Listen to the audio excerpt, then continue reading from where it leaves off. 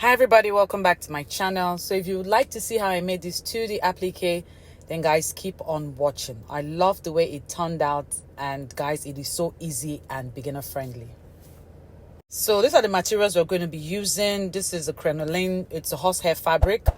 It's stiff and it's very good. This is a two-sided double interfacing, and this is the fabric that I'm going to be using. It's a velvet fabric, and it has like designs and patterns on it. It's really good.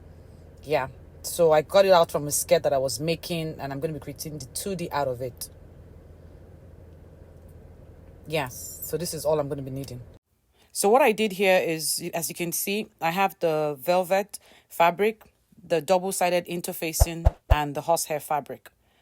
So what you're going to do is just to sandwich it in between the double-sided interfacing and give it a good press, like a really, really good press with your steam iron, so that it becomes like one piece infused together.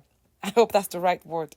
Yeah, so it becomes like one piece together, and that way you can be able to cut out your patterns, and you're going to see right away how I'm going to do it after I give it a good press. And yeah, it becomes really easy to cut out any shape or style from your fashion fabric.